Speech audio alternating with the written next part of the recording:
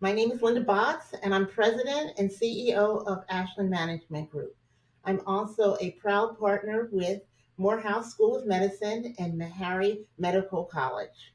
Our nation has long recognized that small businesses are the engine to our economic growth. Mobilizing small businesses can help communities get vaccinated faster and save lives.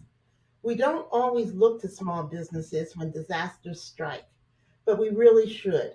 They are trusted messengers in our community.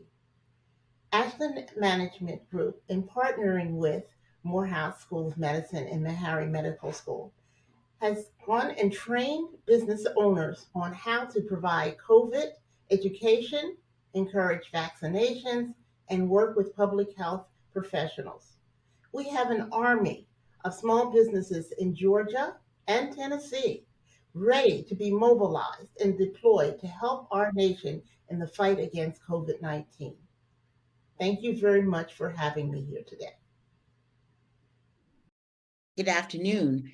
We've had such a robust and exciting few hours here today, packed with such innovation and so many lessons learned, that today we're going to take a few minutes just to pull ourselves together, center ourselves, and to talk about the things that are important that will be things that we can think about and begin to work towards, as well as implement.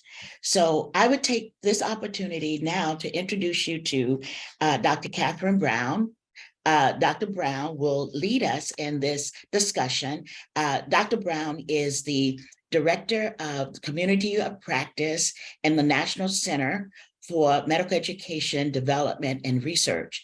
She's also a noted scholar and someone who spent a lot of time in social media and has brought her expertise home to roost here at Meharry Medical College. She's an associate professor and one of the key leaders in this work that we're doing around HealthWorks and Tennessee SEAL, as well as COVID-19 Health Disparity Project for the state of Tennessee. Dr. Brown.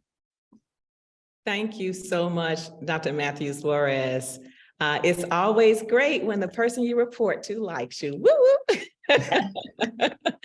As Director of Communication and Dissemination for HealthWorks, as well as TNCL and the other things you just learned, I'm excited to share the highlights of our session, which focused on how community health workers can use communication and motivational interviewing skills to build confidence and resilience in urban and rural communities when advancing health equity, specifically access, care coordination, and utilization of healthcare services. With that being said, building upon the foundation of recruit, train, and deploy, we explore strategic marketing as a tool for community engagement. 10 brief highlights that I would like to share wrapped around one central question. Are we doing what we need to do to address chronic diseases and everything that was revealed through COVID-19? Number one, having a trusted message meant having a trusted messenger.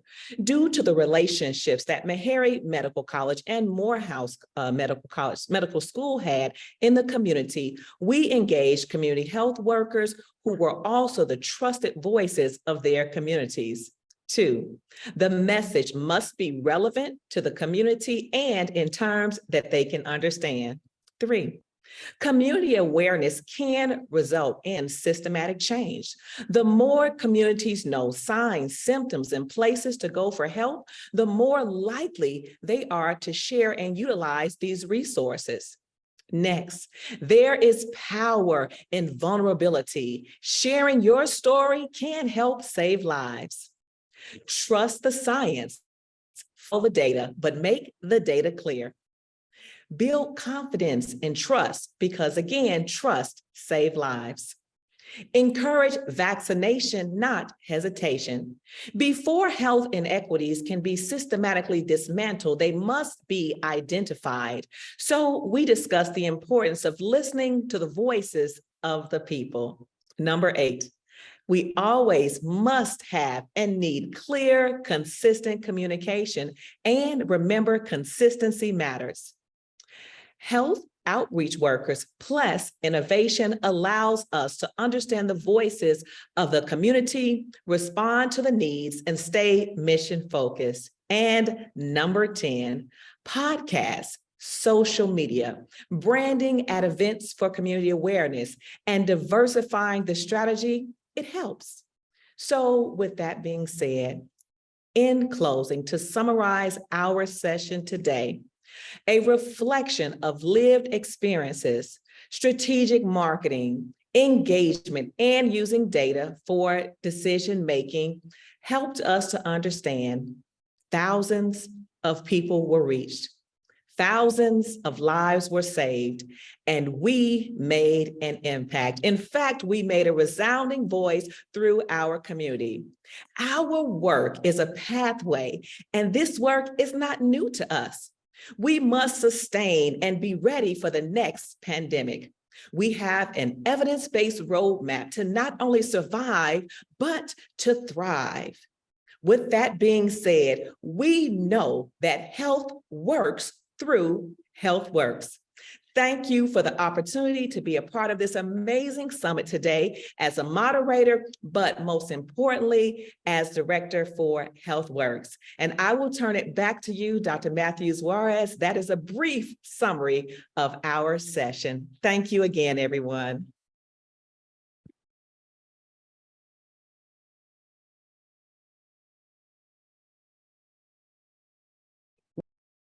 Thank you, Dr. Brown. Dr. Matthews Juarez? Thank you so much. I am challenged a little bit with this mute button, but the exciting thing is that now I get to introduce Ebony Haynes, who is Dr. Ebony Haynes, who is the site principal investigator for HealthWorks Consortium and at Ashland. She is a delightful, very interesting scholar and very interested in data and how data works. Dr. Haynes. Thank you so much, Dr. Matthews Juarez. So I had the pleasure today to serve as the moderator for the Small Business Health Ambassador group. And so there were several takeaways from our amazing speakers today. And so I will also, like Dr. Brown did, kind of, capture them in terms of the themes that were spoken to. So, through our work at Ashland and in partnership with all of our consortium partners, and particularly Morehouse School of Medicine and Meharry Medical College, in the partnership of our small business health ambassadors with our health outreach workers and community health workers, we realized that we needed to spend a great deal of time making sure that we were using best practices as it related to recruitment of our minority business enterprises and our small business health ambassadors. So the first thing we needed to know is how to engage businesses. How do we engage small businesses? We need to recognize that, it is important for us to, have those direct touches with those individuals, those CEOs of those businesses. And so while having emails going out to individuals is efficient and convenient, it may not be as effective in really reaching the individuals that we want to bring into our communities. And so one best practice that was implemented was the use of small business recruiters to engage other small business owners to bring them into the program, explain the program and bring them into the program and get them to identify small business ambassadors or individuals within their businesses who would be the ambassador for their business as well as the local community, and getting that information out to not only the other employees, but community members as well. We also talked about incentives, financial incentives just being one piece of the puzzle, that of course we need to make sure that we are providing our partners with incentives to show them that we value their time and all of the efforts that they're putting into this work, but also recognizing that we should be intentional about engaging the business community, because there is that intrinsic motivation that they have, especially our minority business enterprises, to care for the communities that they come from. And so making sure that we, engage them in meaningful ways because they want to be engaged. We just have to make sure that we are taking the information to them. But also we recognize that our businesses needed to understand that they have pathways to get connected to this work, and that they have some value that they add to this work. They have things that they can offer. And some of the things that were brought up were, that small businesses have people, they have employees that can be tapped into.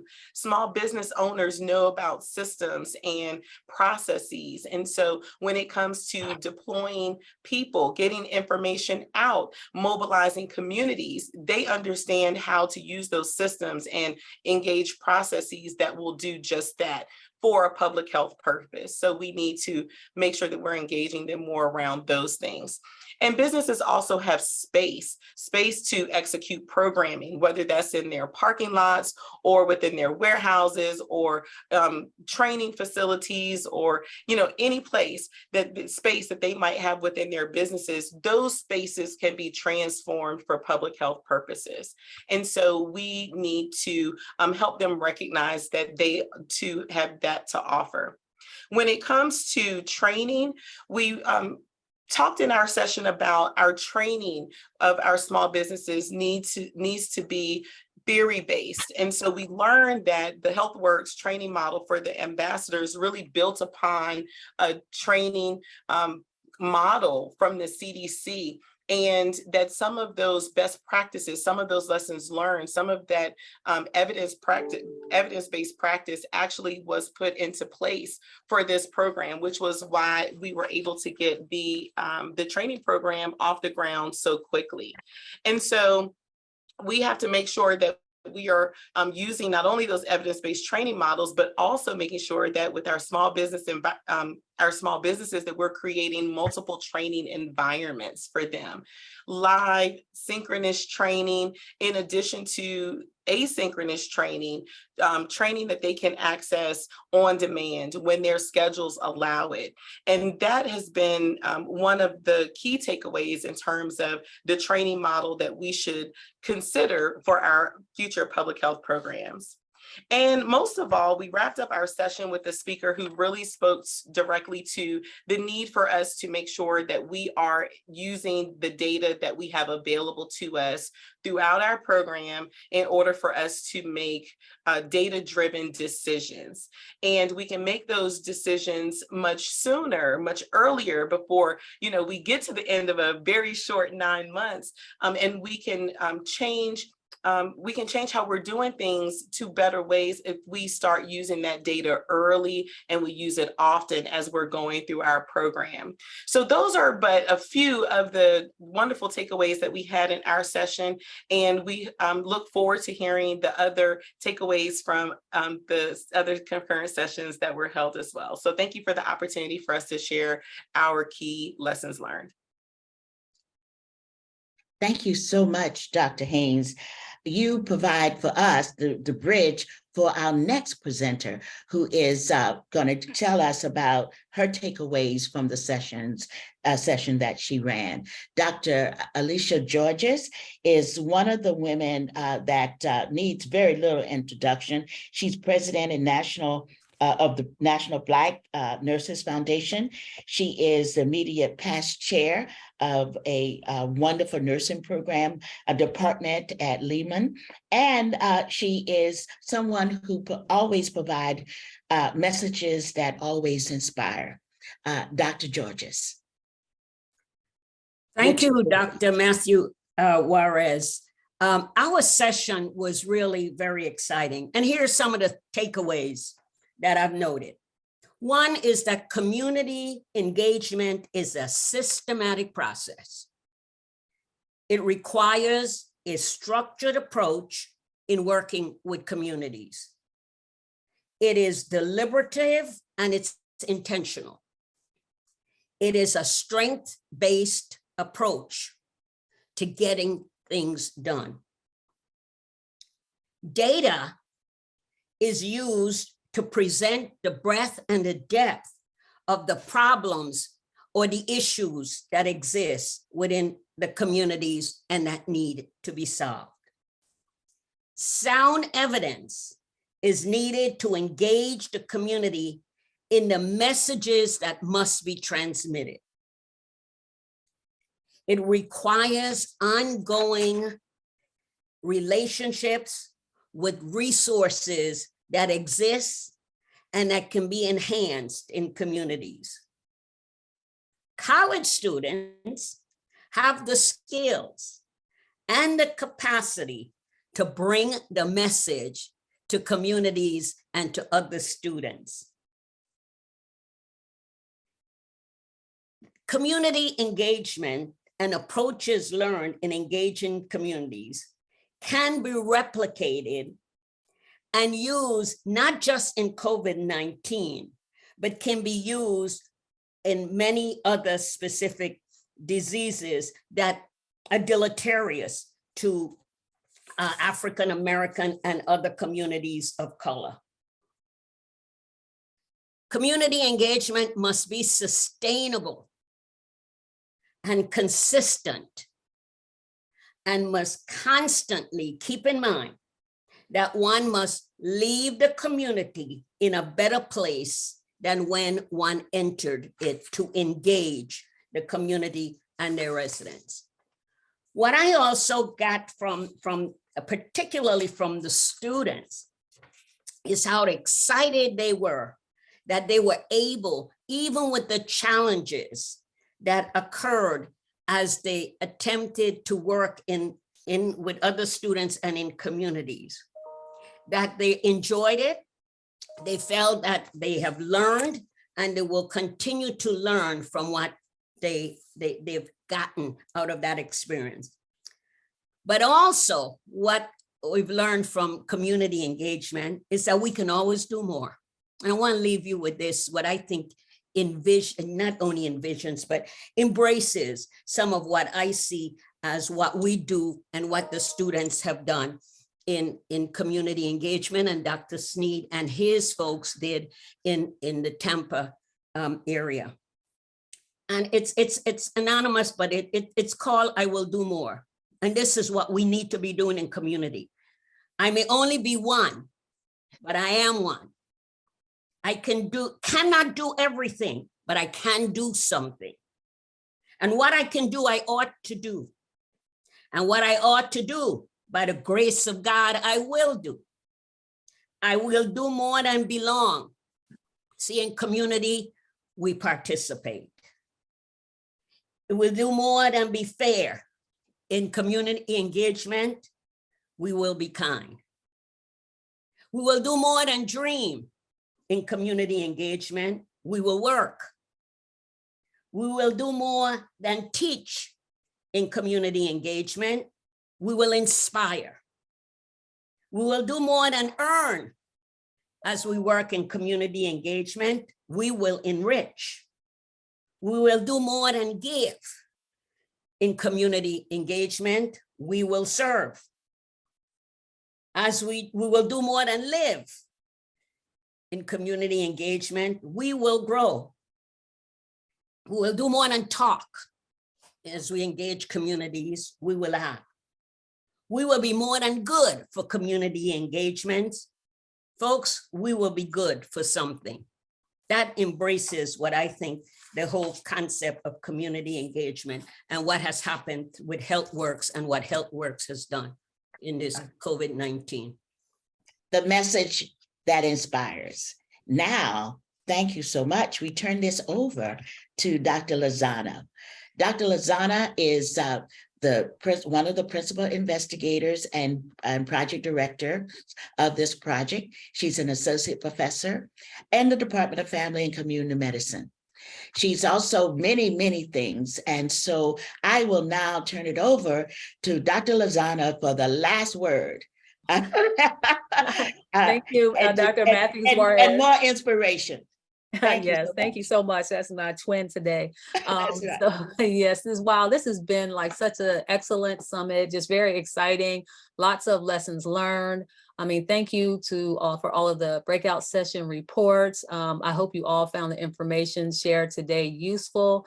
We will definitely be using all the lessons learned as we continue to provide education and vaccinations to underserved populations throughout this winter and spring. I'd like to thank all the HealthWorks partners and consortium members and just all of you. You know, our gathering today, the presentations we share, the work we've completed together is making a difference in people's lives. It has been hard work, but it's also been rewarding work, and the results have far outweighed the challenges. Over the past few years, we've been so focused on what we didn't do in order to quickly fill the gaps. Let's also now focus on what we did do. So this is a heartfelt shout out to everyone out there doing this work through HealthWorks and through other programs and initiatives, or even as a motivated community member. Because of the work we did together, small business employees are better informed about healthy living. People are empowered to make positive change in their communities. Community members, young and older, are inspired to take control of their own health outcomes. Because of the work we did together, young people are inspired to pursue careers in healthcare. Community health workers are better equipped to serve its communities in need. Community members have developed marketable skills that they can use to earn a living and to support their families. Because of the work we did together, people are overcoming their fear of vaccines. People are overcoming their distrust of our medical system. People are setting aside superstitions and conspiracy theories in favor of science and data-driven solutions. As Dr. Juarez says, people are actually following the science. Because of the work we did together, young adults have replaced anxiety about their aging parents' health with useful information about how to help their parents live their best healthy lives. Fathers and sons are bonding around their shared commitments to healthy diets and exercise. Mothers and daughters are healing their bodies with self-care, self-esteem, and self-confidence. Because of the work we did together, teachers are discovering new resources they can use to empower students. Medical professionals are feeling better supported by community health workers who have earned the trust of community members. We are continuing on our journey towards health equity. Our ancestors are smiling on us because they know that the sacrifices they made for us are worth it, and we are fulfilling their hopes and prayers. So just thank you all for your support today. A special shout out to One Joshua Group, just for your expertise. You have been awesome. We're so blessed and we're thankful for all of you today, and just have an awesome afternoon, and hopefully we will see you soon.